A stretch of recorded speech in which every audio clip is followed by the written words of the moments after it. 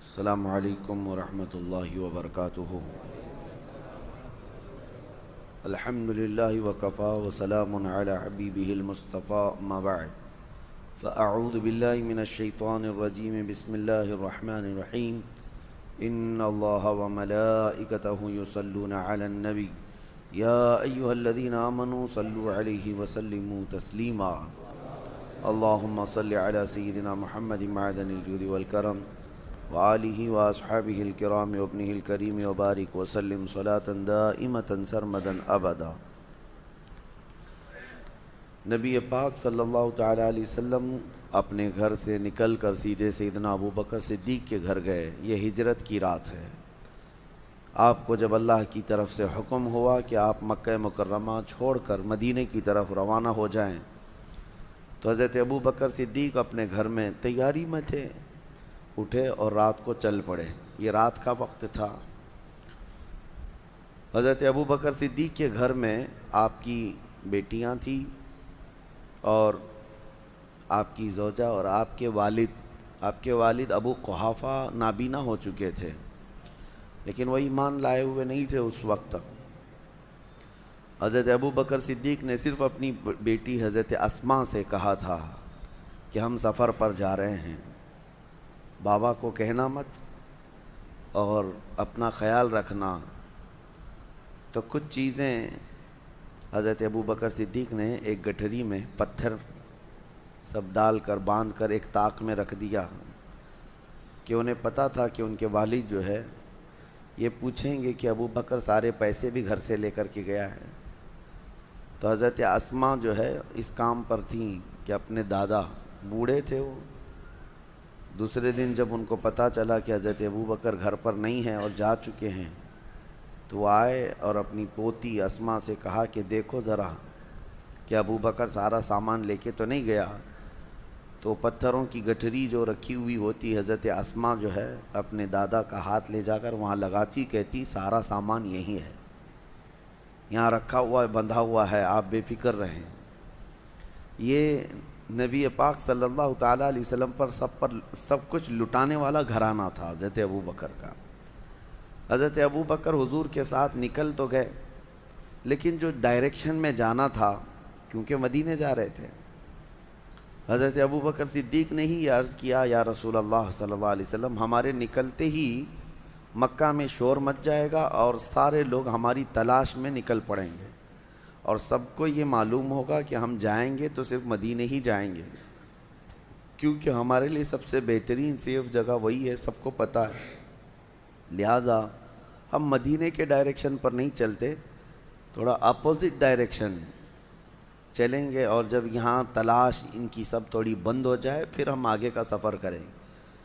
حضرت ابو بکر صدیق کے اس مشورے پر حضور اکرم صلی اللہ علیہ وسلم دوسرے ڈائریکشن میں چلنے لگے۔ آپ نے مشورہ پسند فرمایا، اور اسی وجہ سے یہ ثور پہاڑ، جبل ثور جو ہے مکہ میں ہے آج بھی، یہ بھی تقریباً حرم شریف سے 5 کلومیٹر کے فاصلے پر ہوگا، لیکن یہ مدینے کے راستے میں نہیں آتا ہے، یہ اپوزٹ ڈائریکشن میں آتا ہے۔ تو ثور پہاڑی ہے، ایک بہت اونچا پہاڑ ہے، 5000 فٹ اونچا پہاڑ ہے۔ وہاں پہنچنے کے بعد حضرت ابو بکر صدیق نے عرض کیا یا رسول اللہ صلی اللہ علیہ وسلم، میں اس پہاڑ کے اوپر ایک غار کو جانتا ہوں، بہت محفوظ جگہ ہے، ہم وہاں رہ لیں گے 1-2 دن، اس کے بعد آگے کا سفر طے کریں گے۔ نبی پاک صلی اللہ علیہ وسلم نے اس مشورے کو بھی پسند فرما لیا، اور پھر جب ثور پہاڑی کے قریب پہنچے تو اوپر چڑھنا شروع کیا۔ یہ بہت اونچا پہاڑ ہے، اور جب چڑھنے لگے تو نبی پاک صلی اللہ علیہ وسلم کو تھکان محسوس ہوئی، تو سیدنا ابو بکر صدیق نے اپنے کندھے پیش کیے، یا رسول اللہ صلی اللہ علیہ وسلم آپ میرے کندھوں پر سوار ہو جائیں، اور رسول اقدس صلی اللہ علیہ وسلم کو اپنے کندھوں پر بٹھا کر کے اوپر تک آپ نے سفر فرمایا۔ آج میں جانتا ہوں، ہم گئے تھے، 2 سیب اور 1 پانی کی بوتل ہاتھ میں بھاری پڑ جاتی ہے۔ چڑھتے وقت لوگ کچھ نہ کچھ لے لیتے ہیں، لیکن کسی کے ہاتھ میں کچھ ہے تو چڑھنا اتنا بھاری ہو جاتا ہے کہ لوگ اپنا سامان بیچ بیچ میں چھوڑ جاتے ہیں، کہ اوپر چڑھنے کے لیے خالی ہاتھ ہونا پڑتا ہے۔ اس دن مجھے احساس ہوا تھا، جا کر کے آنے کے بعد کتنے دن تک تو پٹھے درد کرتے ہیں، تھوڑا تھوڑا تھوڑا کرتے کرتے کوئی چڑھان ہوتی ہے، کئی بار بیچ میں الٹی آ جاتی ہے، چکر آ جاتے ہیں، کوئی آج تک باضابطہ سیڑھیاں نہیں بنی ہیں، اسی طرح سے چڑھنا ہے۔ اور اس دن اندازہ ہوا کہ صدیق اکبر نے بار نبوت کو اٹھایا تھا اپنے کندھوں پر، اور وہاں تک لے جانے کے بعد وہ جو جانثاری ہے سیدنا ابو بکر صدیق کی، وہ کمال کی ہے تاریخ میں۔ اسی لیے آپ کے لقب میں سب سے زیادہ حضرت ابو بکر صدیق ہے۔ اگر اردو میں یاد کرتے ہیں تو یار غار، یار غار کا مطلب غار کا ساتھی، اور قرآن نے بھی اس کا ذکر فرمایا، قرآن میں بھی اس کا ذکر آیا ہے کہ یاد کرو اے محبوب جب آپ غار میں تھے اور آپ کے ساتھی آپ کے ساتھ تھے۔ ایک ہی ساتھی کا ذکر اللہ نے فرمایا ہے 10ویں پارے میں۔ اس غار میں جانے کے بعد حضرت ابو بکر صدیق نے حضور پاک صلی اللہ علیہ وسلم کو باہر بیٹھنے کے لیے عرض کیا، خود جا کر اس غار کی پوری صفائی فرمائی اور اس کے سوراخ کو کپڑے پھاڑ پھاڑ کر کے بند کر دیا کہ کوئی کیڑے مکوڑے نہ آئیں، اور نبی پاک صلی اللہ علیہ وسلم کو غار کے اندر لے جا کر آرام کرنے کی عرض کی، لیکن ایک سوراخ پر آپ اپنے پاؤں کی ایڑی لگا کر بیٹھے تھے۔ نبی پاک صلی اللہ تعالیٰ علیہ وسلم وہاں آرام کرنے کی غرض سے گئے۔ اس غار کو ابھی بھی آپ جا کر کے دیکھیں گے تو اتنا چھوٹا ہے کہ کھڑا نہیں ہو سکتا اندر، کوئی صرف بیٹھ سکتا ہے، کھڑے ہونے والی جگہ نہیں ہے وہ، اور 2 ہی لوگ اندر جا سکتے ہیں غار میں، اتنا چھوٹا ہے، 2 لوگ بیٹھ سکتے ہیں، باقی سب پتھروں سے گھرا ہوا ہے۔ تو روایات میں ہے مشہور کہ ایک سانپ حضور پاک صلی اللہ تعالیٰ علیہ وسلم کی خوشبو پا کر وہاں پہنچ گیا آپ کی زیارت کے لیے، لیکن اندر جانے کے سارے راستے بند تھے۔ تو ایک راستہ جس پر آپ نے ایڑی لگا رکھی تھی صدیق اکبر نے، پاؤں پر ان کے سانپ کاٹنے لگ گیا کہ یہ پاؤں ہٹائیں تو میں اندر جاؤں اور دیدار مصطفیٰ کر لوں، لیکن حضرت ابو بکر صدیق ہیں کہ پیر ہٹانے کو تیار نہیں۔ زہر چڑھتا ہوا ان کے ران تک آ گیا اور ان کا جسم پیلا پڑنے لگ گیا، اور نبی پاک صلی اللہ علیہ وسلم آرام کر رہے ہیں، درد کی شدت بڑھ گئی۔ بعض روایات میں ہے کہ سانپ جتنا پرانا ہوتا ہے اتنا زہریلا ہوتا ہے، وہ کافی پرانا سانپ تھا۔ حضور پاک صلی اللہ تعالیٰ علیہ وسلم نے پوچھا ما لک یا ابا بکر، اے ابو بکر کیا ہو رہا ہے تمہیں؟ کہا لدغت الحیۃ یا رسول اللہ، اے اللہ کے رسول سانپ کاٹ رہا ہے، ایسا لگتا ہے سانپ نے کاٹا ہے۔ نبی پاک صلی اللہ علیہ وسلم نے فرمایا پاؤں ہٹاؤ۔ کہا آقا وہ آپ کو ایذا نہ دے دے، تکلیف نہ دے دے، مجھے کاٹتا ہے ٹھیک ہے لیکن آپ کو ایذا نہ دے دے۔ مجھے ایک بات بڑی وہ لگتی ہے، صحابہ میں ایسی محبت تھی، کہاں کہاں آپ کو میں یہ جلوے دکھاؤں۔ جناب ابو طالب کے متعلق میں آپ کو بتا رہا تھا کہ جب وہ شعب ابی طالب میں حضور 3 سال تک جو بائیکاٹ کے دن گزارے تھے، جانتے ہیں آپ، میں نے بتایا مکہ میں بائیکاٹ کے دن گزارے۔ جناب ابو طالب رات کے وقت حضور صلی اللہ تعالیٰ علیہ وسلم کے سونے کی جگہ کبھی اپنے بیٹوں کو سلا دیتے تھے چادر اڑا کر کے، اور نبی پاک صلی اللہ تعالیٰ علیہ وسلم کی جگہ بدل دیا کرتے تھے بڑھاپے کے عالم میں، اور صبح اٹھ کر کے پہلے دیکھتے تھے۔ تو یہ پوچھنے پر کہ آپ روزانہ حضور کی جگہ پر جو سونے کی جگہ ہے کسی کسی کو ڈال دیتے ہیں، کہا کہ اگر غفلت میں ہم پڑے رہیں اور کوئی مکہ کا کوئی بھی دشمن آ کر کے مارے تو محمد کا قتل نہ ہو، میرے بیٹے کا قتل ہو صلی اللہ علیہ وسلم۔ اپنے بیٹوں کو نچھاور کر دیتے تھے۔ صدیق اکبر بھی جب اپنی جان کی پرواہ نہ کی، حضور پاک صلی اللہ علیہ وسلم نے فرمایا پیر ہٹاؤ، وہ مجھے ایذا نہ دے گا۔ سانپ اندر داخل ہوا، جی بھر کر کے میرے آقا کی زیارت کیا۔ نبی پاک صلی اللہ تعالیٰ علیہ وسلم کی زیارت کے مشتاق دنیا میں کون نہیں ہے سوائے ابلیس کے؟ حضور پاک صلی اللہ تعالیٰ علیہ وسلم کا ہر کوئی مشتاق ہے۔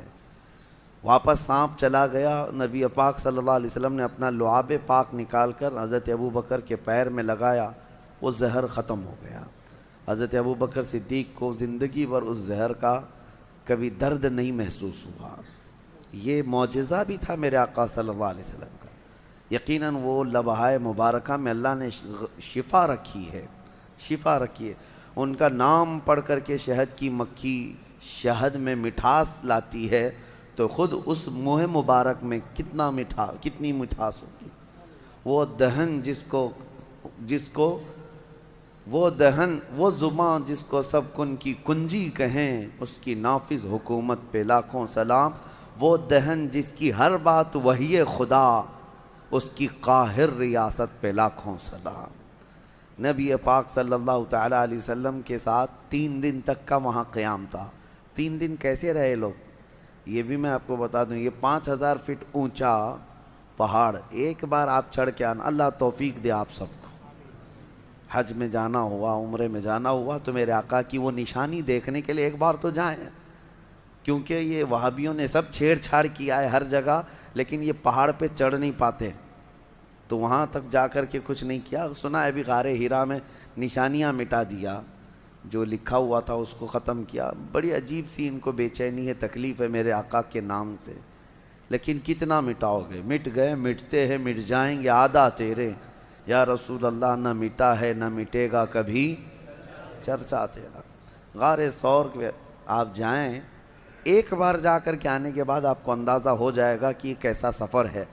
لیکن ان دنوں میں 3 دن تک جب تک میرے آقا تھے، حضرت ابوبکر صدیق کی بڑی صاحبزادی حضرت اسما روز اپنے گھر سے کھانا لاتی تھیں اور غار ثور تک کھانا پہنچاتی تھی اور پھر واپس آتی تھی۔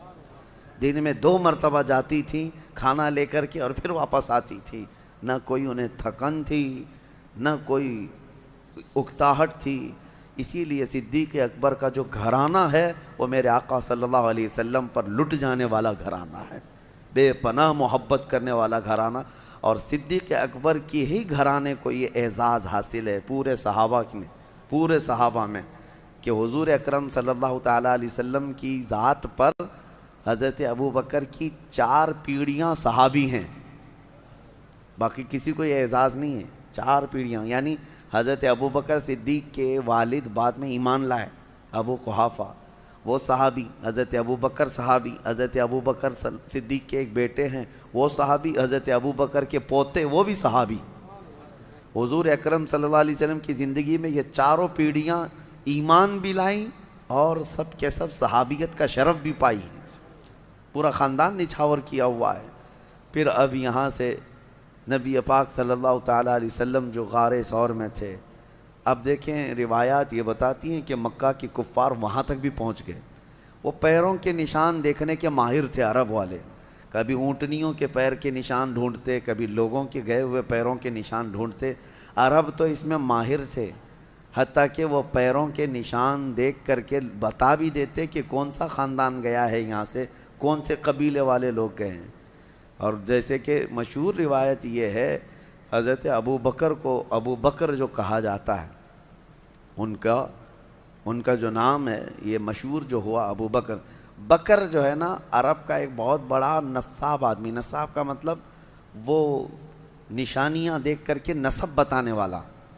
اس کا حال یہ تھا کہ وہ پیروں کے نشان دیکھ کر کے تقریباً وہ خاندان کا پورا بایو ڈاٹا بتا دیتا، بایوگرافی بتا دیتا کہ کون سا خاندان کا آدمی یہاں سے گیا ہے۔ تو وہ بکر بہت مشہور تھا کہ نسب پورا بتاتا ہے۔ اور حضرت ابوبکر صدیق رضی اللہ تعالیٰ عنہ کا حال یہ تھا کہ وہ کسی کے انگلی کا پور، یہ پور جو ہے، یہ دیکھ کر کے اس کی 8 پشتیں گنا دیتے تھے کہ تیرا باپ یہ ہے، تیرا دادا یہ ہے، تیرا پردادا یہ ہے، تیرا فلاں یہ ہے۔ حضرت ابوبکر صدیق نسب کے اس میں اتنے ماہر تھے، اسی لیے آپ کو کہا گیا وہ تو بکر ہے جو ایک خاندان بتاتا ہے، یہ بکر کا باپ ہے جو 8 پشتوں تک بتا دیتا ہے، ابو بکر۔ تو حضرت صدیق اکبر رضی اللہ تعالیٰ عنہ کے ساتھ وہاں تھے، تو کفار جو ہے پیروں کے نشان ڈھونڈتے ڈھونڈتے وہاں تک پہنچ گئے۔ کہاں تک؟ پہاڑ تک بھی پہنچے، کیونکہ مکہ میں دوسرے ہی دن یہ اعلان ہو گیا تھا جو محمد اور ان کے ساتھی کو ڈھونڈ لائے گا اسے 100 اونٹ انعام میں دیے جائیں گے، 100 اونٹ دیے جائیں گے۔ اس زمانے میں 100 اونٹ کا مطلب یہ ہوا کہ 100 کار، یعنی آج کے زمانے میں جو کار ہے، کار کی جو قیمت ہے وہی اونٹ کی قیمت تھی اس وقت۔ جس کے پاس ایک کار ہے آج وہ ایک سواری والا سمجھا جاتا ہے، بڑے اچھے طبقے والا سمجھا جاتا ہے یا مڈل کلاس کا ہے، اور جس کے پاس اس سے زیادہ ہے تو وہ ہائی لیول کا آدمی ہے۔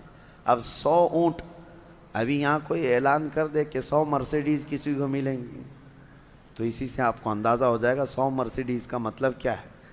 تو اس زمانے میں سرخ اونٹ جو ہے وہ مرسیڈیز اور بڑی لگژری گاڑیوں کے مقابل میں مانے جاتے تھے۔ عام اونٹ الگ ہے، سرخ اونٹ یعنی لال رنگ کا اونٹ وہ لگژری اونٹ تھا، جس کے پاس ہوتا ہے وہ بڑے قسم کا آدمی۔ اور ویسے 100 اونٹ کا اعلان ہو چکا تھا مکہ میں کہ جو ڈھونڈ کر کے لائے گا اسے 100 اونٹ ملیں گے۔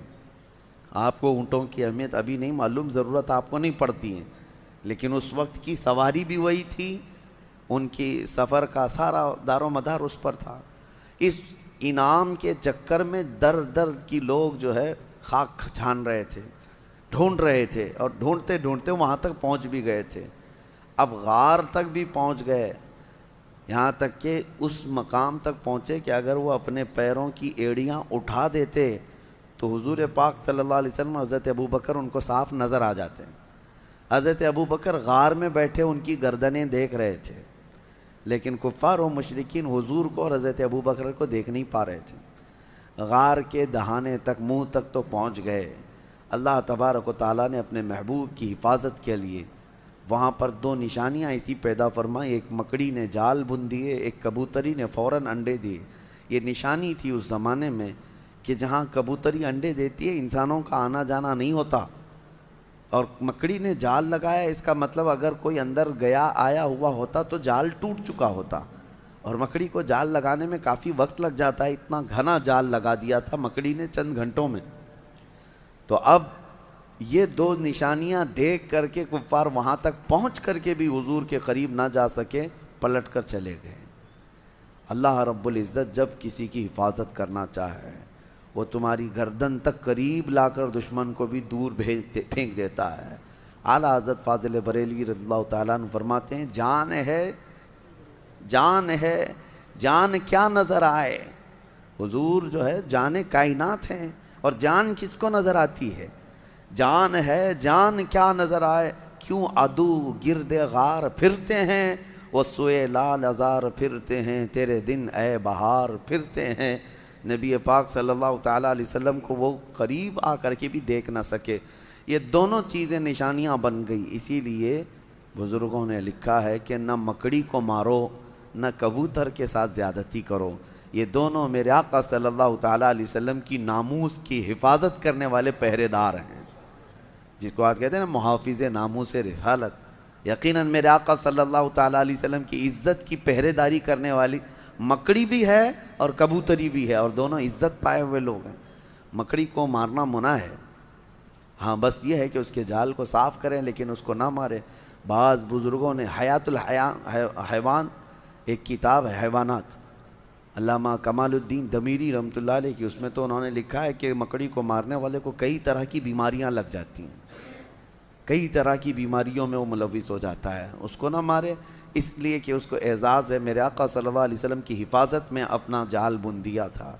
اور دوسری چیز کبوتری کا بھی ہے۔ کبوتری ایک ایسی، کبوتر ہی سمجھ لیں، ایک ایسا پرندہ ہے جس کو اللہ تعالیٰ نے یہ اعزاز بخشا ہے، آج بھی اگر کوا آ جائے تو بھگا دیتے ہیں، کبوتر آئے تو کوئی بھگاتا نہیں۔